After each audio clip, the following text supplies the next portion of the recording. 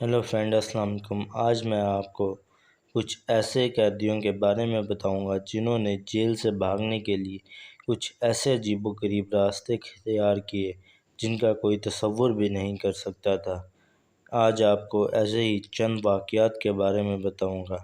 تو بنا کسی دیری کے چلو اپنی ویڈیو کو شروع کرتے ہیں۔ یہ واقعہ برازیل کا ہے، جہاں کی پولیس نے انتہائی مشکل سے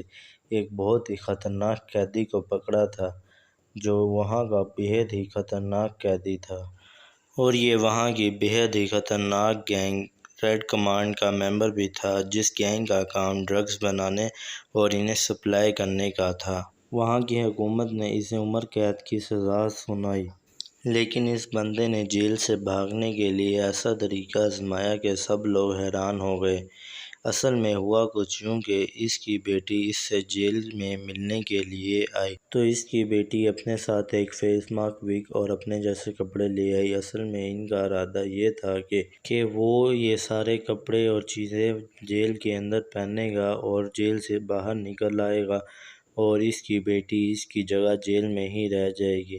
لیکن یہ جیل سے نکلتے ہوئے اتنا نروس تھا کہ پولیس والوں کو اس پر شک ہو گیا،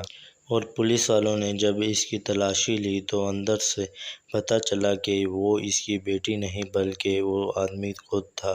اور اس دفعہ اس کی بیٹی کو بھی جیل کی سزا ہو گئی۔ اور اس طرح کا ایک واقعہ برازیل میں اور بھی ہوا تھا، جہاں پر ایک اور قیدی نے لڑکیوں کے کپڑے پہن کر جیل سے بھاگنے کی بھرپور کوشش کی، لیکن یہ لڑکا ہیل میں چل ہی نہ پایا، جس کی وجہ سے پولیس کو اس پر بھی شک ہوا اور اسے پھر سے گرفتار کر لیا گیا۔ اور یہ اگلا واقعہ اسٹیون رسل نام کے ایک آدمی کا ہے، جس نے اپنی پوری زندگی میں لوگوں کے ساتھ فراڈ ہی کیا تھا، لیکن اسے پولیس نے پکڑ لیا، اور اس نے جیل کے اندر داخل ہوتے ہی جیل سے بھاگنے کے پلان بنانا شروع کر دیے۔ اور اس نے جیل کے اندر آتے ہی سب سے پہلے ایک پولیس یونیفارم چرا لی، اور اس کے بعد ایک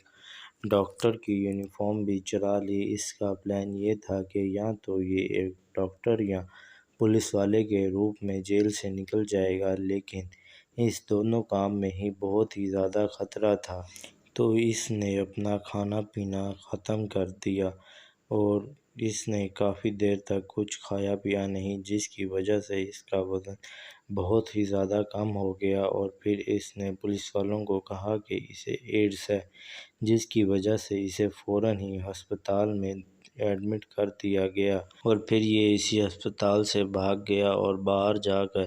اس نے اپنا ایک جھوٹا ڈیتھ سرٹیفکیٹ بنایا اور عدالت کو بھجوا دیا۔ اب یہ دنیا کی نظر میں مر چکا تھا، لیکن پولیس کو اس پر شک ہوا، اور کچھ عرصے بعد اسے پکڑ لیا گیا، اور اسے 103 سال کی سزا سنائی گئی۔ اور دوستوں، یہ آدمی آج بھی جیل میں ہے۔